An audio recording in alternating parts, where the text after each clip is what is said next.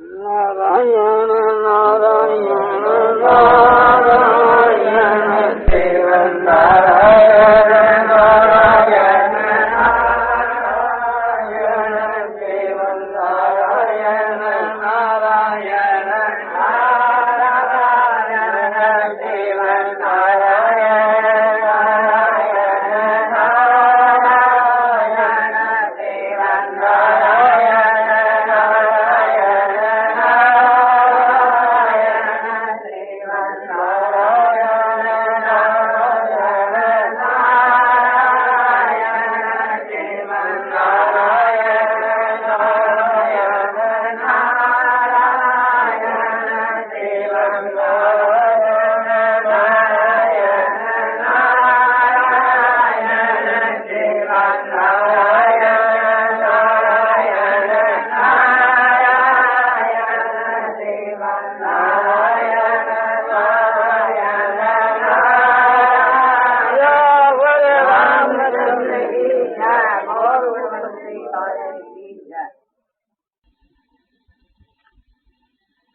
इसी प्रकार से हम पाठ करें गीता का, रामायण का, भागवत का, जो कोई भी धार्मिक ग्रंथ का, तो श्लोकों का जो अर्थ है उसके समझने के बीच के वहां वो समय लगाना चाहिए। समझ करके जो पाठ किया जाता है वो दामी होता है।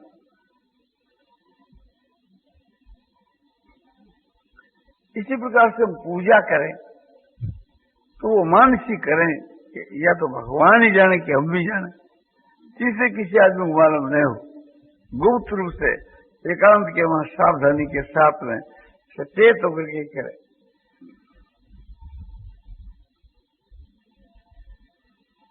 भगवान का जो ध्यान करें तो ध्यान को भी खूब दामी बनाना चाहिए।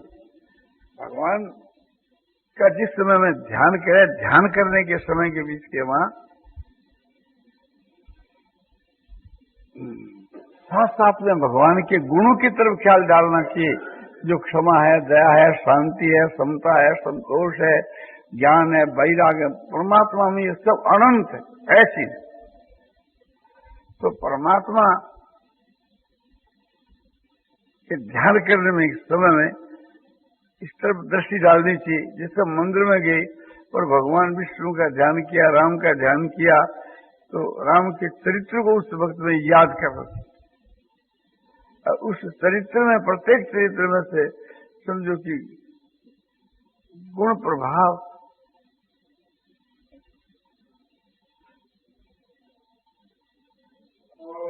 और एकांत में बैठने के समय में, ध्यान करने के समय में भगवान के स्वरूप का ध्यान करें, रूप माधुरी का ध्यान करें। चाहे सगुण का करें तो सगुण में, निर्गुण का करें तो निर्गुण के मां मन भगवान के स्वरूप में एकदम लगा देना चाहिए। साकार का ध्यान करें तो समझना चाहिए कि भगवान जो अवतार लेते हैं उनका जो स्वरूप होता है उसमें आकर्षण शक्ति होती है और वो बहुत ही सुंदर होता है। जैसे भगवान श्याम सुंदर की महिमा आती है, भगवान श्री राम की महिमा आती है, भगवान विष्णु की महिमा आती है। उनके शरीर के ऊपर ओज रहता है, तेज रहता है, सुंदरता रहती है, रूप और रावण करके वो इतना सुशोभित हो जाता है कि मानो हम देखते ही रहे। और ध्यान करने के समय में भगवान के स्वभाव की तरफ ख्याल करना चाहिए कि भगवान का स्वभाव कितना उच्च कोटि का है।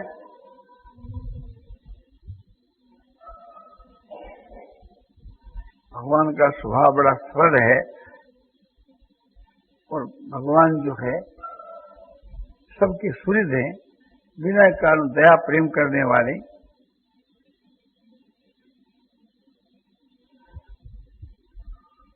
भगवान का स्वभाव सरल है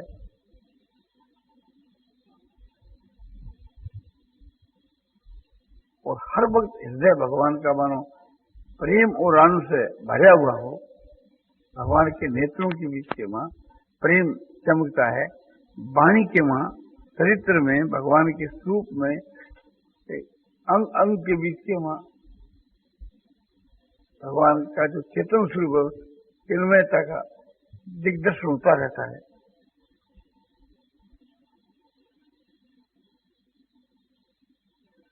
इस प्रकार से एकांत में बैठकर अपना ध्यान करना चाहिए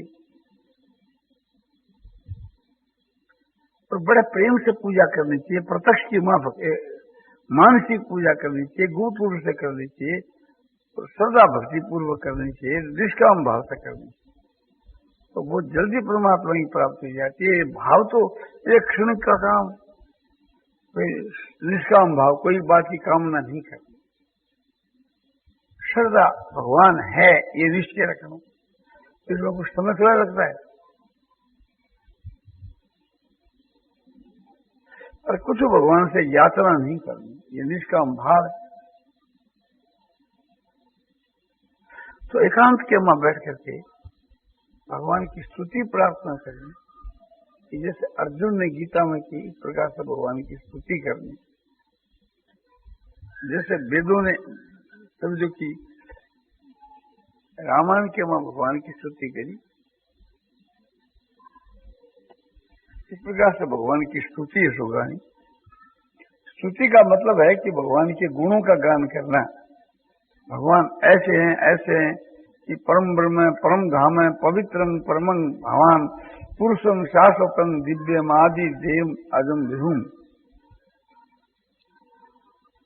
आप परब्रह्म हो, आप परम धाम हो, आप परम पवित्र हो। ऋषि लोग जो है तो आपको शाश्वत पुरुष कहते हैं, दिव्य पुरुष कहते हैं, आदि देव और अज कहते हैं, अविनाशी कहते हैं। इस प्रकार से सभी ऋषि लोग आपको ऐसा कहते हैं। ये भगवान की स्तुति।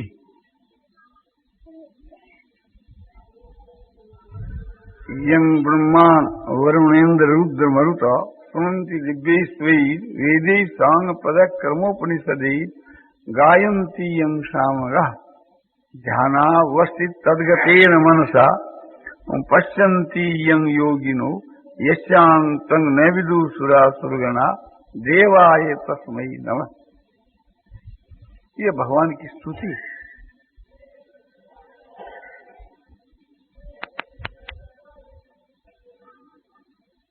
इसमें ध्यान भी है क्योंकि प्रधान स्तुति है। यं ब्रह्मा वरुणेन रुद्र मरुतय, ये सब दिव्य स्तोत्रों करके जिनकी स्तुति करते हैं,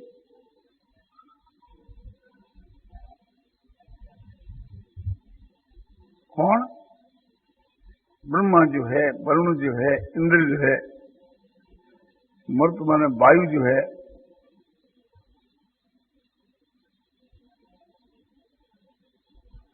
ये दिव्य स्तोत्रों करके स्तुति करते हैं जिस परमात्मा की। वेदै सांग पदक कर्मोपनिषदैर गायन्ति यं सामगा। सामगा साम वेद के गाने वाले,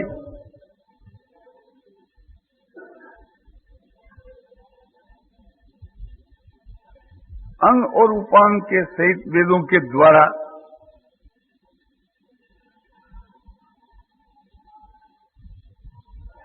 और उपनिषदों के द्वारा वेदे सांग पदक कर्मोपनिषदि,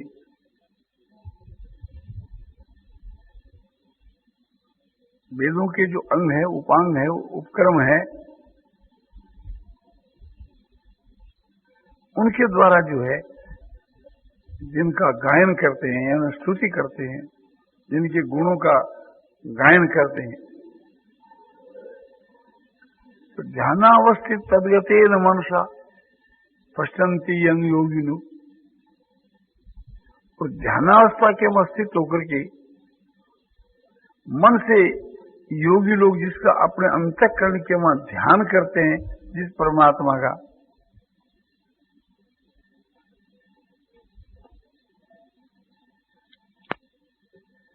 और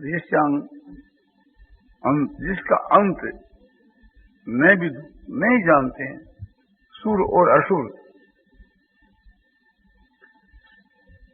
देवतागण और असुरगण जिसके आदि अंत को नहीं पाते,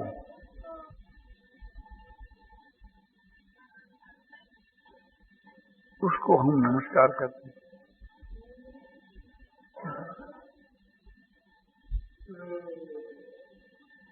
उस देव के लिए हमारा नमस्कार। इस प्रकार से हम भगवान की स्तुति सो गावें दिव्य स्तोत्रों के द्वारा, प्रभु आप ऐसे हो, ऐसे हो, ऐसे हो। इस तरह से एकांत में बैठ करके अर्थ और भाव को समझ करके स्तुति सो गावें। और गीता, रामायण, भागवत आदि जो ग्रंथ है, इसके अर्थ भाव को समझ करके इनका हम पाठ करें।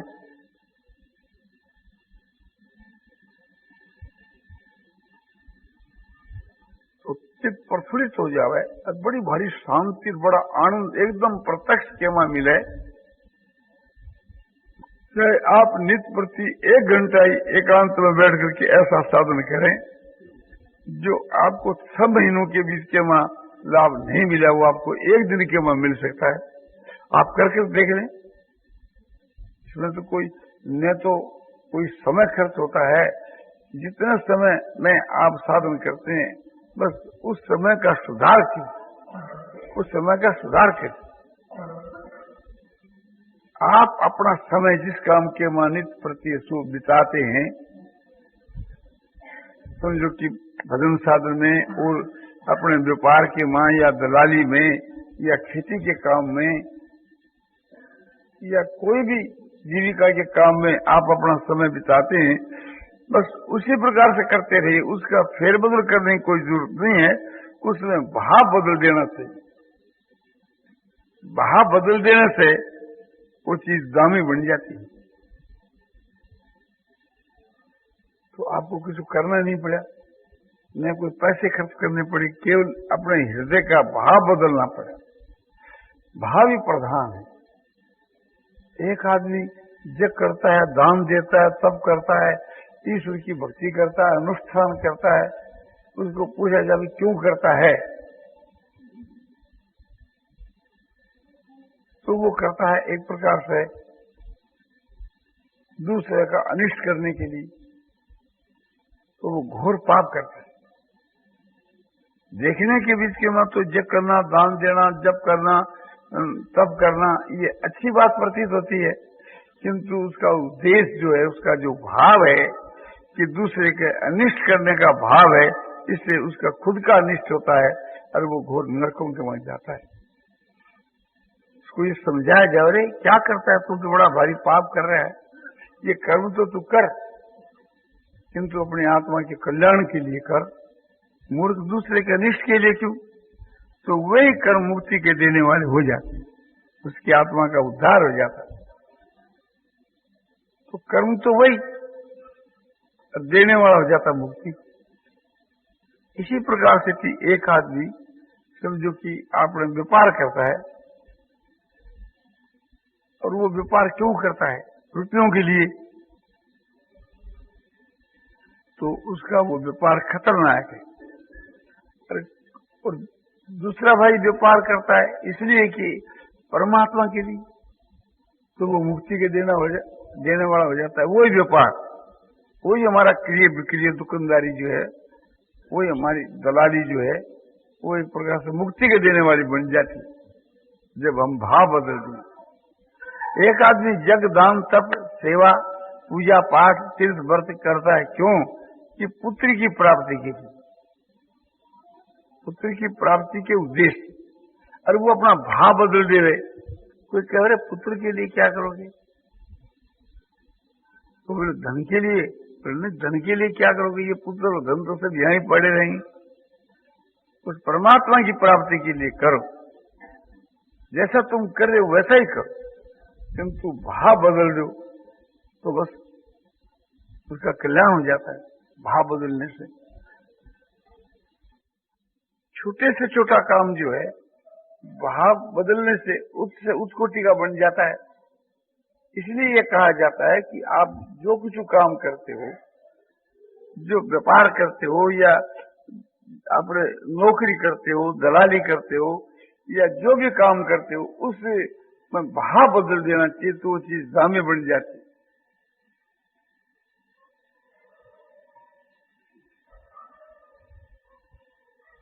समझो कि अपने बाल बच्चों को जो पोसता है,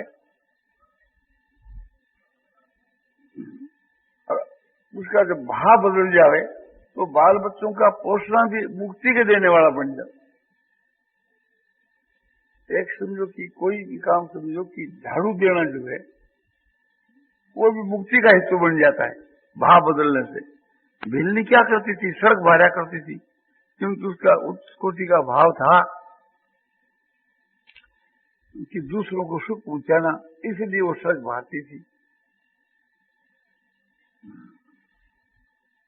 तो हम सबको नारायण का स्वरूप समझ करके और सबकी सेवा करना अपना उद्देश्य मान लेवे, तो फिर कोई भी क्रिया आप करें वो क्रिया आपको मुक्ति के देने वाली हो जाएगी। चाहे आप कोई भी क्रिया करें, आप भगवान के लिए करें, आप अपने लिए नहीं।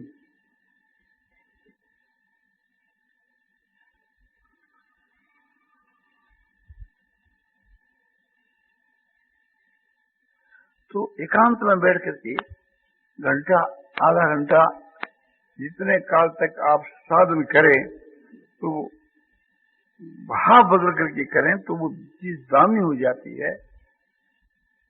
जो आपको 6 महीना में लाभ नहीं हो, एक दिन हो सकता है, तो ये बात ठीक है, आप करके देख सकते। इसी प्रकार से थी, रात्रि के समय आप शयन करते हैं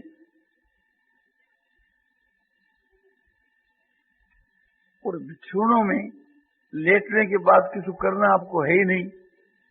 अब आप प्रतीक्षा कर रहे हैं कि निद्रा देवी कब आवे,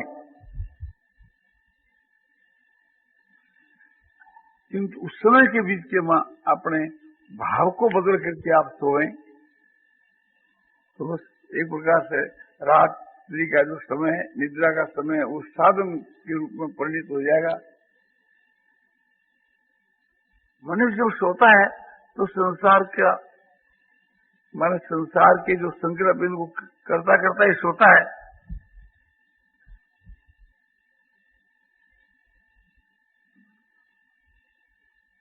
और उसमें भाव बदल देवे, उस संसार के मां भगवत बुद्धि कर लेवे या भगवान का ध्यान करते करते सोए। और जिन चीजों का हम चिंतन कर रहे हैं सोने के समय में, उनमें भगवत बुद्धि कर लेवे और भगवत बुद्धि कर करके सोए, अपना भाव बदल दिया, तो वो एकदम समझो कि भाव बदलने के साथ ही वो हमारा समय जो हमारे पतन का हेतु है वो मुक्ति का हेतु हो जाता है। सोने के समय के वहां मन का जैसा संकल्प रहता है, उसी संकल्प के अनुसार स्वप्न बनता है और स्वप्न में हम उन्हीं संकल्पों को प्रत्यक्ष के रूप में देखा करते। तो सोने के समय में हमारा जो ये भाव है कि यह संसार है, इस भाव को बदल के ऐसा हम कर दें कि संसार में परमात्मा का स्वरूप है, और परमात्मा को स्वरूप समझ करके सोए, तो एक प्रकार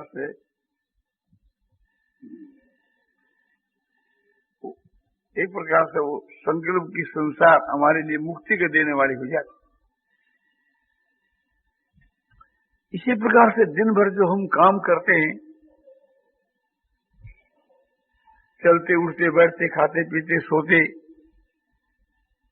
इस समय के बीच के मां जो हम जो कुछ चेष्टा करते हैं, जो कुछ क्रिया करते हैं, वो सारी क्रिया हमारी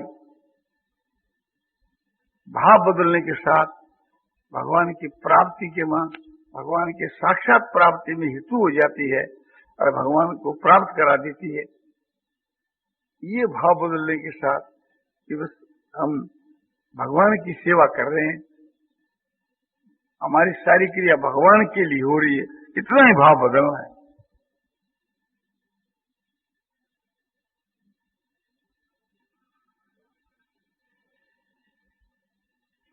स्वयं भगवान कहते हैं गीता के वहां, एक भाई तो समझो कि इस संसार को संसार के रूप में देखता है और एक देखता है भगवान के रूप में। तो हृदय से, आंखों से तो ये संसार ही दिखती है,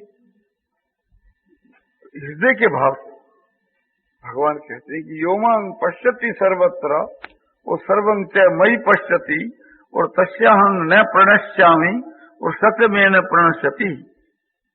योमांग पश्यति सर्वत्र, जो पुरुष मुझ परमात्मा को सब जगह देखता है और सर्वं च मयि पश्यति और सबको मुझ में देखता है, भगवान कहते हैं तस्याहं न प्रणश्यामि, उसके लिए मैं कभी छिपता नहीं, अदृश्य नहीं होता, उसकी दृष्टि से कभी ओझल नहीं होता।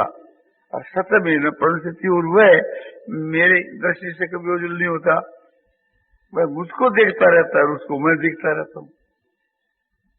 सर्वभूत स्थितं यो मां भजति एकत्वमास्थितो सर्वथा वर्तमानोऽपि स योगी मयि वर्तते।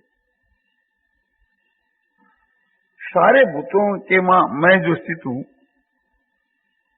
ऐसे मुझ परमात्मा के मां जो एक ही भाव से स्थित हो जाता है, मुझ परमात्मा में एकदम तन्मय हो जाता है और तन्मय होकर के मेरे स्वरूप का सब जगह अनुभव करता है, माने मुझ परमात्मा को भजता है। भजने का मतलब है कि परमात्मा के स्वरूप का अनुभव करना।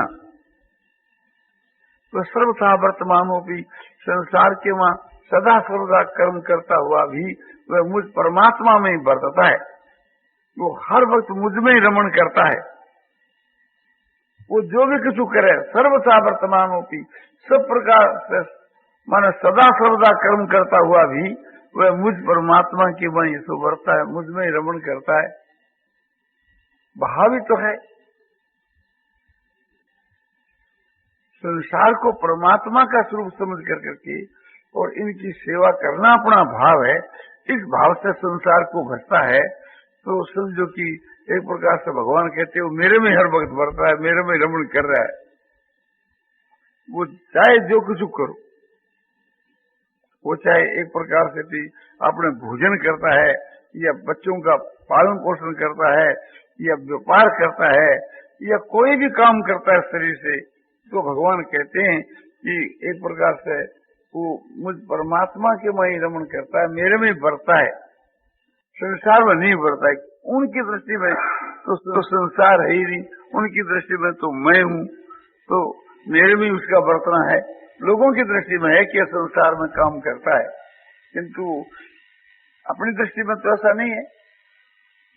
तो भाव के बदलने से ही एक प्रकार से जमीन आसमान का फर्क हो जाता है और उसका दिल बदल जाता है, जीवन बदल जाता है, उसकी क्रिया बदल जाती है एक प्रकार से, और उसकी सारी क्रिया मुक्ति के देने वाली हो जाती है, अपना ही नहीं दुनिया का कल्याण करने वाली हो जाती है।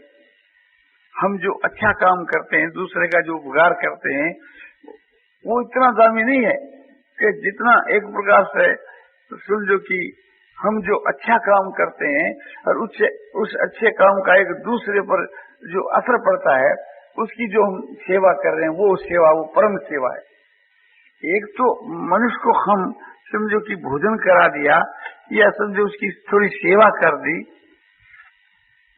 वो तो एक मामूली चीज हुई, और उसकी सेवा करने का उस पर ये प्रभाव पड़ा, बोले वाह हम भी ऐसी सेवा करें, उसका दिल हमने बदल दिया, तो वो हमने बड़ा भारी काम किया। जो हमने उसके शरीर की सेवा की, उससे वो बहुत ज्यादा उस कोटि का काम किया कि उसके दिल को हमने बदल दिया। और दिल बदलता है सेवा से। ये समझो कि ईसाई लोग जो है, ईसाई लोग हमारे हिंदू जो भाई है, उन हिंदुओं की एक प्रकार से सेवा करते हैं, विद्या पढ़ाते हैं, उनको थोड़ा पैसा देते हैं, उधार भी दे देते हैं, जमीन दे देते हैं, अस्पताल खोल करके इलाज करते हैं। तो उनके ऊपर ये असर पड़ता है कि भाई ठीक, धर्म तो इनका ही ठीक है, कि देखो ये कैसी सेवा करते। और हम हिंदू धर्म के मानने वाले धर्म चिराते रहते हैं और कुछ करते नहीं, तो उनसे कोई अपने विशेष काम नहीं होता। तो ये बात हम लोगों को सीखनी चाहिए कि भाई उनका असर क्यों पड़ता है और हम उससे बढ़कर के क्या सेवा करें तो हमारा असर और अधिक पड़ेगा।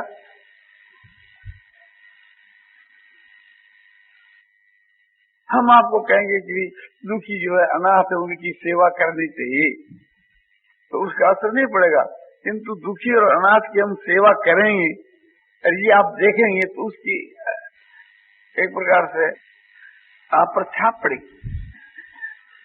तो इससे ये बात सिद्ध हो जाती है कि हम जो एक दूसरों का उपकार करते हैं उसका इतना मूल्य नहीं है कि उस हमारी क्रिया को देख करके दूसरे आदमियों को जो शिक्षा होती है, दूसरे आदमियों के दिल पर जो प्रभाव पड़ता है और वे उसको देख करके उसी माफक बन जाते हैं, तो इससे बड़ा भारी काम हो।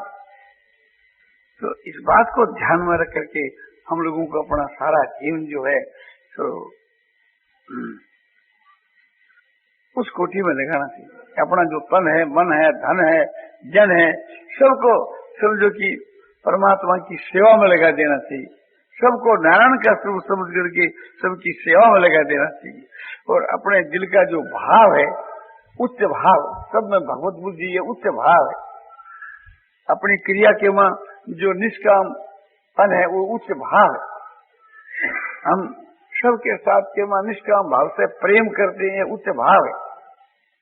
तो सबके बीच के वहां भगवत बुद्धि करना ये एक प्रकार से उच्च भाव। तो इस प्रकार के हृदय ये भावों को बदल देने से थी एकदम समझो कि अपने जमीन आसमान का फर्क हो जाता है और उसका बहुत ही शीघ्र से उद्धार हो सकता है।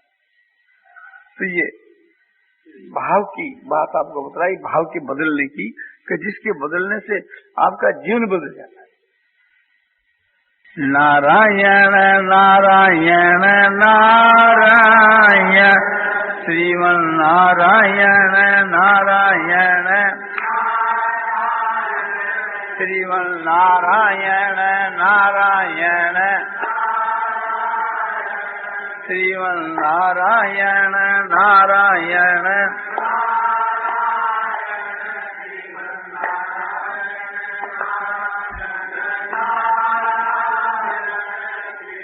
नारायण नारायण